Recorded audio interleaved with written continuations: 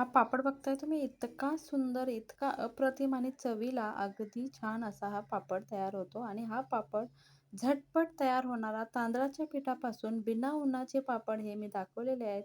Video शेवटपर्यंत नक्की बघा आणि व्हिडिओ जर तुम्हाला आवडला तर व्हिडिओला एक लाईक आणि चॅनलला सबस्क्राईब नक्की करा. आता इथे मी 1 वाटी तांदूळ घेतलेले आहेत. 1 वाटी तांदूळ मी 4 दिवस भिजत घालून ते पाणी बदलून अशा पद्धतीनं सुकवून घेतलेले आहेत.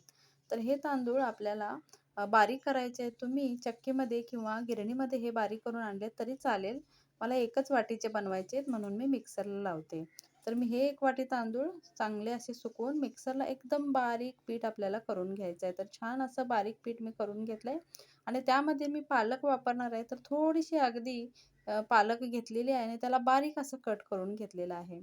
तर हे आपण साईडला ठेवू आणि इथे एक स्टीलचं पातेलं घेतलंय आणि आपण जे पीठ करून घेतलं होतं तुम्ही बघू शकता अगदी छान गिरणीवर जसं पीठ होतं तसं एवढं बारीक झालेलं आहे पीठ आणि अशा पद्धतीनंच आपल्याला हे बारीक करून घ्यायचं आहे. तर हे पीठ आपल्या स्टीलच्या एका पातेल्यामध्ये आपण ओतून घेऊया आणि त्यामध्ये आपल्याला पाणी घालायचं आहे.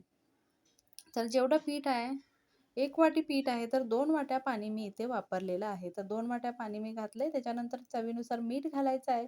बारीक केलेला पालक घालायचा आणि थोडंसं छान दिसावं म्हणून मी चिली फ्लेक्स घातलेला आहे. अगदी 1 चमचाभर. तर अशा पद्धतीनं हे 2 वाटी अगदी बरोबर पाणी होतं. तुम्ही बघू शकता असं दाट असं आपल्याला हे पीठ पाहिजे. तर अशाच पद्धतीने हे पीठ बनवायचं आहे. अगदी कमी वेळात होणारे हे पापड आहेत आणि एकदम झटपट होणारे आहेत. आणि सुकायचं सांगाल तर तुम्ही एकदम एका दिवसात हे पंख्याच्या वाऱ्याखाली सुकले जातात. आता इथे मी एक दुसरं स्टीलचं पातेलं घेतलं आहे.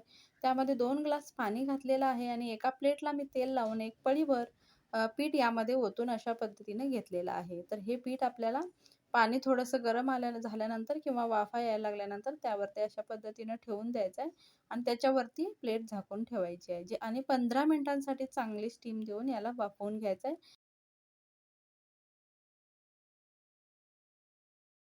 तुम्ही बघू शकता अगदी छान वाफ लागलेली आहे आणि छान असा हा पापड तयार झालेला आहे. तर अगोदर सुरीच्या साहाय्यानं कडा साईडच्या ज्या कडा आहेत त्या मोकळ्या करून घ्यायच्या आहेत आणि अलगद हाताने आपल्याला या पापडाला उचलून घ्यायचं आहे. छान असा हा पापड निघतो. तर पीठ थोडंसं थोडंसं बारीक असलं तर यामध्ये पातळ अशा पापड्या होतात. पण हे थोडंसं पीठ मिक्सरला वाटल्यामुळं थोडंसं जाड झाल्यामुळे हे अशा पद्धतीनं जाड पापड्या होत आहेत. तरी देखील या पापड्या छान लागतात. तुम्ही बघा अगदी सोप्या पद्धतीने मी दाखवलेले आहेत. पंख्याच्या वाऱ्याखाली 1 दिवसात आरामात सुकल्या जातात. तर अशा पद्धतीने हे पापड तुम्ही नक्की करून बघा. अशा पद्धतीने हे पापड मी सगळे करून घेतलेले आहेत. तुम्ही बघू शकता दिसायला इतके सुंदर दिसतायत हे पापड, की अगदी छानच दिसतायत. सुकल्यानंतर हे मी पंख्याच्या वाऱ्याखाली 2 दिवस सुकवून घेतलेले आहेत. तुम्ही बघू शकता इतके छान दिसतायत हे पापड. अगदी अप्रतिम आणि चवीला सांगू तर त्यापेक्षाही छान असे हे लागतात. व्हिडिओ आवडला तर व्हिडिओला लाईक नक्की करा आणि चॅनेलला सबस्क्राईब करा.